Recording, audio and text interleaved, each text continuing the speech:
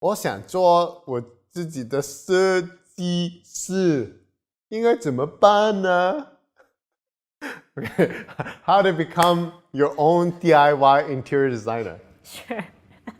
Okay, bam.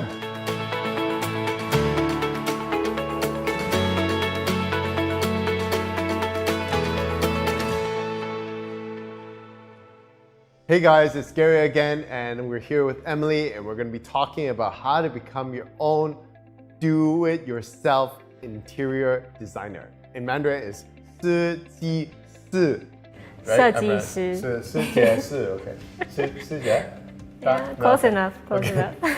Okay, and 5 simple steps too. Step 1. Okay, step 1 is create a color scheme. So that's I guess the easiest, and also if you're on a budget, of course, you want to create a color scheme that flow throughout your house. So any color that you like, really. Any color? Like orange? Sure, orange. And yeah. black? Orange can make a And gold. Orange. Halloween, right? Totally. Okay.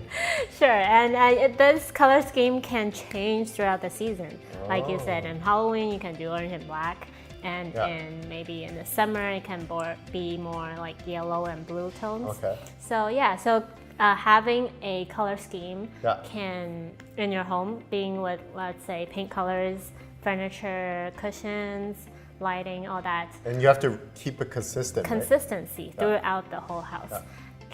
If you have a good color scheme throughout the whole house, can look like you hired an interior designer. And just but how do we know what colors? Yeah, there's a lot of bold colors that you can use, but for me, we usually use blue and yellows are two of the most, I guess, general or generic colors that most people like, and it works out throughout the whole season. Because baby blue, right? And bright yellow, sure. fluorescent yellow. Sure, that works too. And let's say purple and reds are not that. Purple and red? Purple and reds are not that suitable for, let's say, summer. Oh yeah. Yeah, so you want dark. to choose a color that you want to live throughout the year. Okay. Yeah. Okay. Like polka dots. Red, yellow. Okay. You really like so number 1, color scheme, right? Yes. Step 1. Yeah. Okay. Step 2. Number 2 is organize. So organize your thing can, because when you live in a home, it can be cluttered, and you have a lot of personal stuff. But personal stuff can be embraced into, good designs. So then you want to buy boxes, storage cabinets that can organize your personal stuff into design-like rooms. Like how? Like IKEA boxes? Or Yeah, it can be IKEA boxes or Home even Depot boxes? Like moving boxes? Moving boxes. If you can fit those into your cabinet, sure. Okay. But I've seen clients who have boxes, and then they also DIY their own boxes. Let's say they put wrapping paper or wallpaper around they design the boxes. Yeah, design the boxes. So it can be really personal. Blue with yellow polka dots. It can be really personal like that, or you can go really plain, like using white or just gray, black boxes to display throughout the room. Gray and black boxes. But I guess the color of the boxes have to match the color of the room, I guess. Yeah, of course. But if it's just serving as a storage purpose, you want it to, there's a lot of good-looking baskets. Yeah.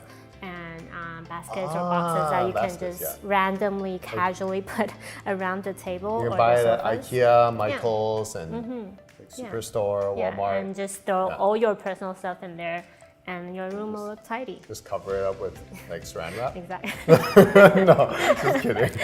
Aluminum foil, that's what I meant. No, you're gonna put it with some.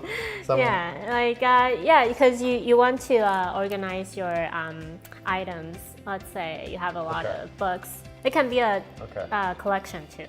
So let's say you have a lot of books or cabinet wares, dining wares that you want to display them.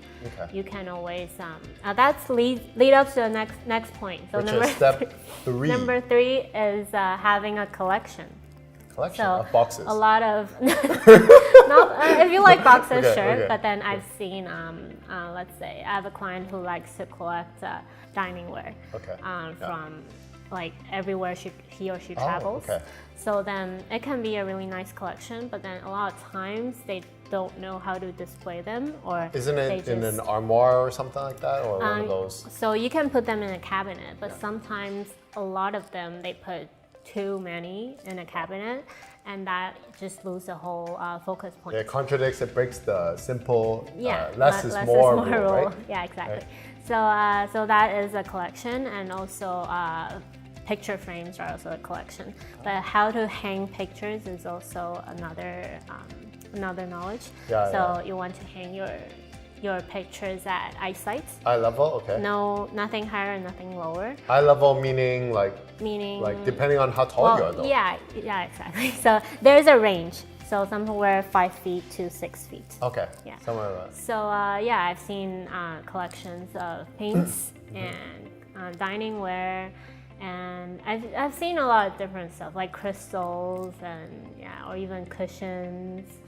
Dolls sometimes. Dolls? Yeah, on like the walls? Dolls, like and They mount the dolls on the walls? That's kind of creepy, but like you have to have a distinguished way to display all your collections. So first, color scheme, step one. Number two is organize with the boxes, colored boxes and stuff like that.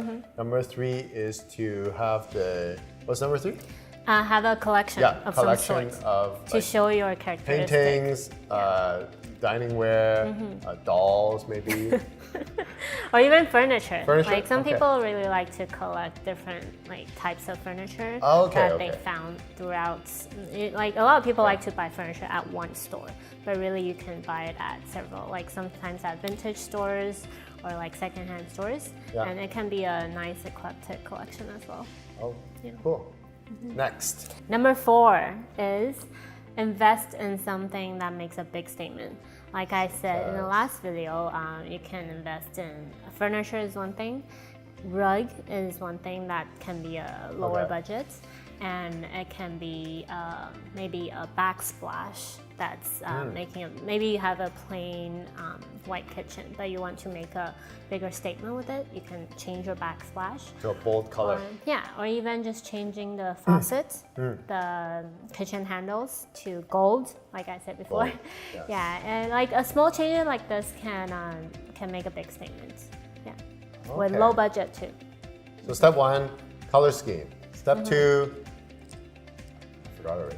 Step 2 is the organization. Yes. Step 3 is the collection. Having a collection. Okay, and then step 4 is having bold statement. Bold statement. Like invest in some pieces. Maybe big it's a mirror, big mirror, wall piece, or even like those giant life-size mirrors, right at the entrance too. Yes. So you like open hi. No, just kidding. Mirrors are a good decoration too. Okay. Yeah. So the last one is decorating a wall. So like painting is one thing, but we've done a lot of let's say family photo walls for clients, and that's something that you can really tell a story from if you have friends or guests over the house. That's what they love to look at when they enter a house, and it can really just display a family story or history throughout. Just in the wall. So you put like your ancestry, like like a family tree, like in your shape. Yeah, that's no, we haven't done that, but I've done a lot of, let's say, baby photos. Oh, okay, So, or like just family photos and wedding photos. I've seen some where like the photos are like lined up in the shape of something. Yeah, sometimes doing a gallery photo wall is also there is some rules to it, and you can like scatter them, or there is a line of rule of thumb kind of. Some people put like books, and they put the book in a frame, and then they frame that and stuff like that. So or like it doesn't have to be just photos. I've seen some people put rugs on the wall too. Yeah. So wall spaces are a good decorative, like because it's elevated. So then, unlike rugs or furniture that's lower, walls can make a big statement too. I guess the key is there's no right or wrong, right? That's kind of like your own. It's just DIY, right? Yeah, your own taste, your own style. Make sure it's authentic. So I know you love this. So stay tuned because there's more to come. 设计师。设计 what？设计来。设计。J I。师姐。设计。怎么做你的师姐？